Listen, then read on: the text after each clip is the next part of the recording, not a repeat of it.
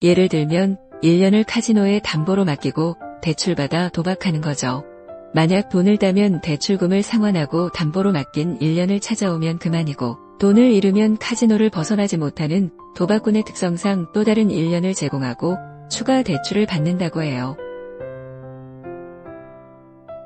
사람의 의지는 결코 반사신경을 앞지를 수 없다는 명언이 딱 들어맞는 것처럼 수십 년의 시간을 이미 담보로 제공한 사람도 있다고 하더라고요.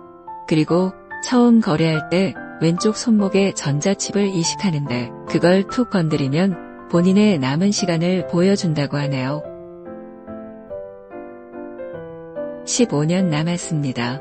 라는 식으로 말이죠.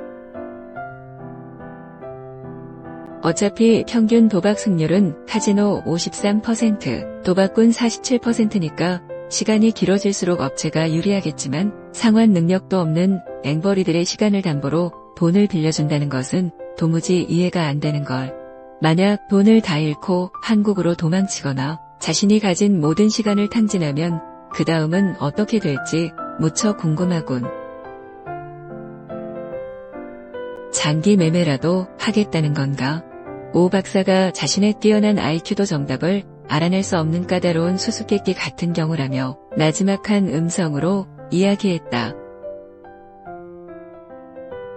한국인뿐 아니라 중국인, 일본인, 미국인 등 국적, 나이, 성별과 인종에 관계없이 전방위적으로 이런 일이 벌어지고 있다는 거예요. 게다가 자신이 원하기만 하면 도박꾼이 아닌 일반인에게도 대출을 해주기 시작했다고 하더라고요. 아무리 돈이 궁해도 저 같으면 시간을 담보로 돈을 빌리지는 않을 것 같아요. 무섭잖아요. 그가 씁쓸히 대꾸했다. 맞아, 최 대리. 그래서 일반인은 거의 없고 카지노에 중독된 앵벌이나 도박꾼들이 주로 돈을 빌린다고 하더라고. 카지노에 들락날락하는 사람치고 빨간 눈 아닌 사람을 못 봤어. 다들 돈독이 올라 눈이 빨개. 최 대리도 나중에 후회하지 말고 애초에 조심하라고 연장자인 박 선생이 잔소리했다. 시간을 담보로 대출을 해준다는 것도 이상하지만 더욱 기괴한 것은 사람들이 하나둘씩 사라진다는 거예요. 그것도 남은 시간이 얼마 없는 사람들만 말이에요. 내 추측이 딱 들어맞는 것 같은데 장기 매매 말이야. 경찰에 신고해야 하는 거 아닌가?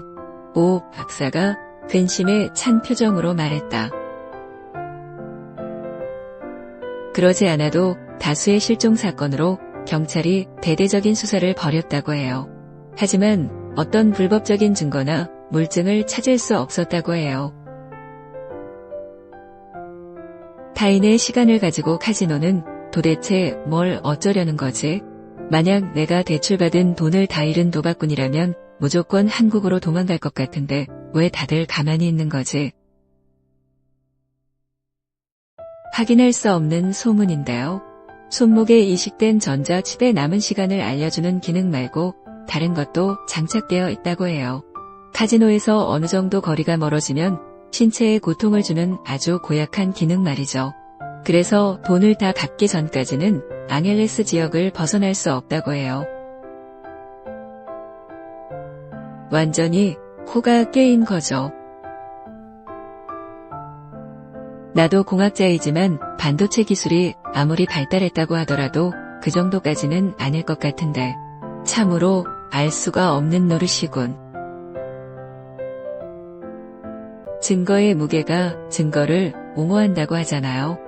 한두 명도 아니고 수천 명이 그러는 걸 보면 소문이 그럴듯해 보이긴 해요.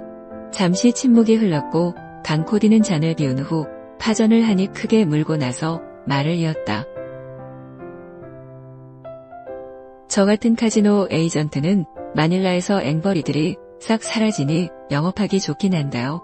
같은 한국 사람으로서 걱정이 되더라고요. 해당 카지노가 문을 연 이후로 앙헬레스 지역과 근처에 있는 피나투보산에 UFO 출현이 급증했다는 루머가 파다하게 퍼져 있거든요. 지금까지의 이야기는 예상할 수 있는 일이었지만 이건 상상조차 할 수 없는 허풍이었다. 그는 어이가 없다는 표정으로 박 선생과 오 박사를 물끄러미 바라보았다. 하지만 둘은 여전히 진지한 얼굴로 강 코디의 입을 주시하고 있었다.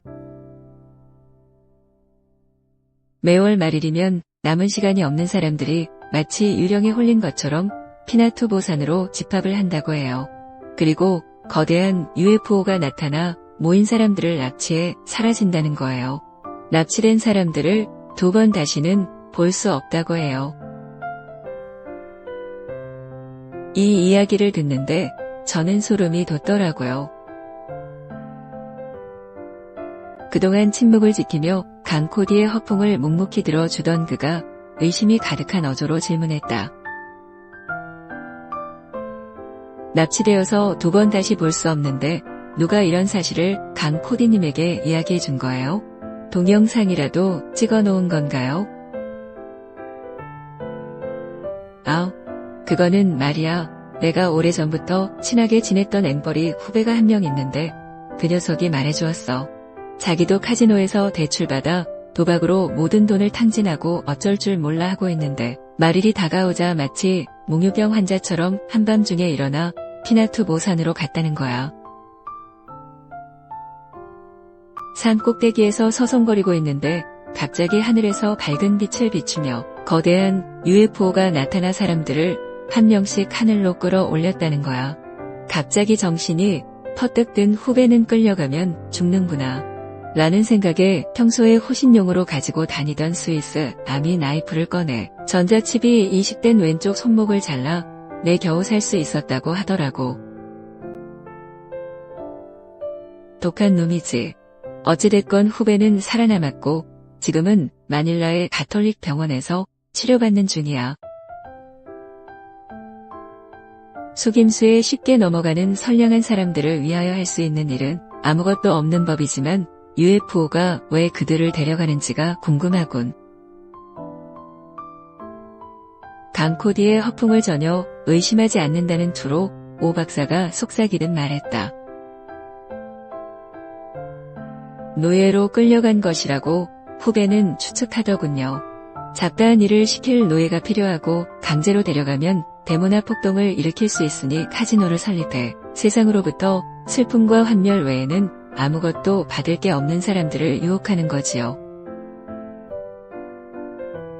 도박만 할 수 있다면 부모, 자식도 가차없이 버리는 매정한 앵벌이와 도박꾼을 상대로 시간을 담보로 돈을 대출해 주고 카지노에서 탕진하게 만든 다음 노예 계약을 이행하는 거지요. 아마도 납치된 대부분은 우주 어딘가의 가혹한 환경에서 엄청나게 고생하고 있을 거예요.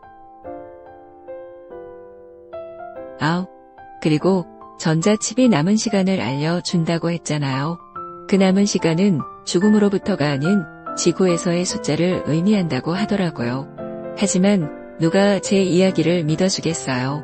소문만 있을 뿐 증거가 하나도 없으니 말이죠.